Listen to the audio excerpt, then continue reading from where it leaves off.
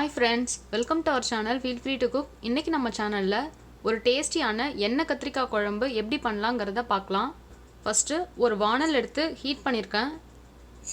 வானல் நல்லா ஹீட் ஆகிடுச்சு. 1 டீஸ்பூன் கிட்ட எண்ணெய் விட்டுக்கலாம். எண்ணெய் நல்லா சூடாகிடுச்சு. இந்த ஸ்டேஜில் வந்துட்டு 2 டேபிள் ஸ்பூன் மல்லி ஆட் பண்ணிக்கலாம். இதை இப்போ நல்லா வறுத்துக்கலாம். பாருங்கள், இது நல்லா இப்போ வாசனை வர அளவுக்கு வறுபட்ட உடனே இது கூட வந்து வரமிளகாய் ஆட் பண்ணிக்கலாம். 8 மிளகாய் கிட்ட எடுத்திருக்கேன். இப்போ மிளகாவையும் சேர்த்து நல்லா வறுத்துக்கலாம். இப்போ பாருங்கள், கொத்தமல்லியும் வரமிளகாவும் நல்லா வறுபட்டுருச்சு. இதை இப்போ வெளியில் எடுத்துடலாம். இப்போ பாருங்கள், இந்த மாதிரி வந்து ஒரு பிளேட்டில் கொட்டி நல்லா ஆற விட்டுக்கலாம். இப்போ மறுபடியும் வந்து கடாய் ஹீட் பண்ணிருக்கேன். மறுபடியும் 1 டீஸ்பூன் கிட்ட எண்ணெய் விட்டுக்கலாம். எண்ணெய் ஓரளவுக்கு சூடாயிடுச்சு. 1 டேபிள் ஸ்பூன் மிளகு ஆட் பண்ணிக்கிறேன். மிளகு கூட 1 டேபிள் ஸ்பூன் சீரகம் ஆட் பண்ணிக்கிறேன். இது ரெண்டையும் இப்போ ஃபஸ்ட் நல்லா வறுத்துக்கலாம். இது கூடவே 6 சின்ன வெங்காயம் ஆட் பண்ணிக்கிறேன். இதையும் சேர்த்து நல்லா ஒரு தடவை வதக்கி விட்டுக்கலாம்.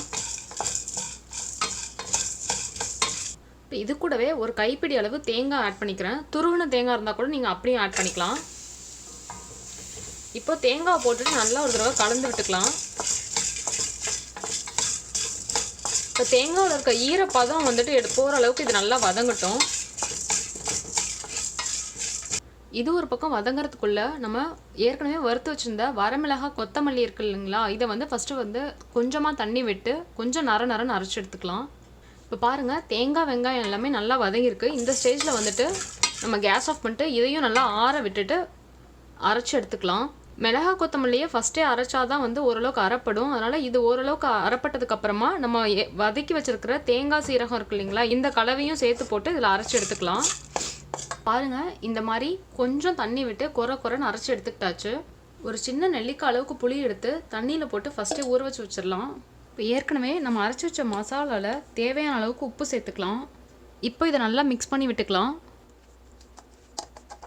4 கத்திரிக்காய் எடுத்து கழுவிட்டு நல்லா தண்ணியில் போட்டு வச்சுருக்கேன். எப்போ கத்திரிக்காய் நீங்கள் செய்கிறதா இருந்தாலும் கட் பண்ணதுக்கப்புறம் தண்ணியில் போட்டு வச்சுருங்க. அப்போ தான் வந்து காய் கருக்காமல் இருக்கும். இப்போ இந்த கத்திரிக்காய் வந்துட்டு ஃபுல்லாக வெட்டாமல் 4ஆக வெட்டிக்கலாம்.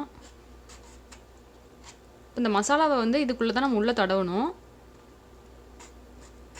இதே மாதிரி எல்லா கத்திரிக்காயும் வெட்டிக்கலாம். இப்போ பாருங்கள், எல்லா கத்திரிக்காயும் இந்த மாதிரி 4ஆக கட் பண்ணி வச்சுருக்கோம். ஃபுல்லாக கட் பண்ணாமல் இந்த மாதிரி கட் பண்ணிக்கோங்க. இப்போ இதுக்குள்ளே வந்து நம்ம ரெடி பண்ணி வச்சுருந்த மசாலாவை வந்து இதுக்குள்ளே சேர்த்துடலாம்.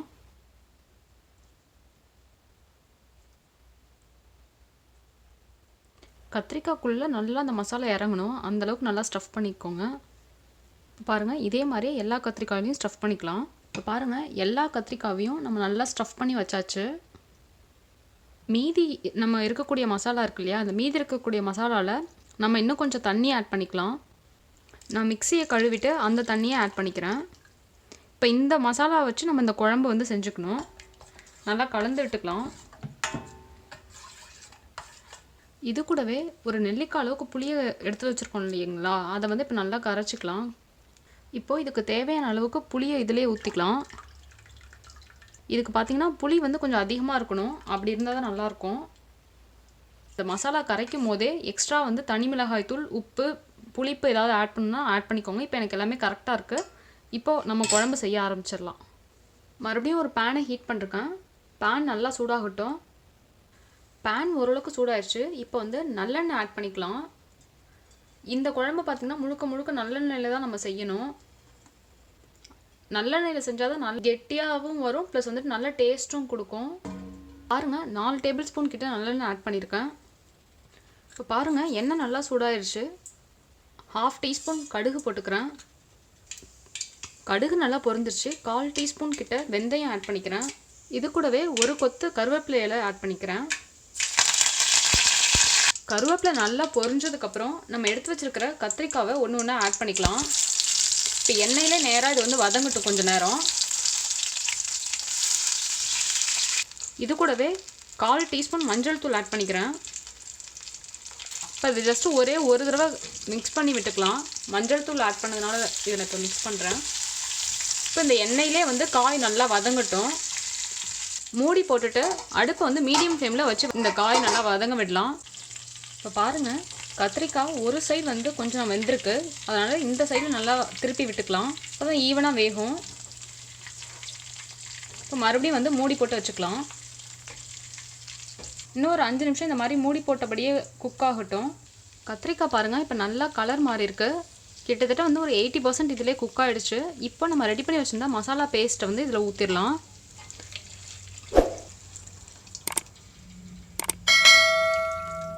இப்போ இது நல்லா வந்து எண்ணெய் தெளிஞ்சு வர அளவுக்கு குக் ஆகணும். மறுபடியும் வந்து ஒரு 5 நிமிஷம் மூடி போட்டு வச்சு குக் பண்ணலாம். இப்போ பாருங்கள், 5 நிமிஷம் நல்லா குழம்பு கொதிக்க ஆரம்பிச்சிருச்சு. இப்போ ஓரளவுக்கு கொஞ்சம் திக்காக இருக்குது.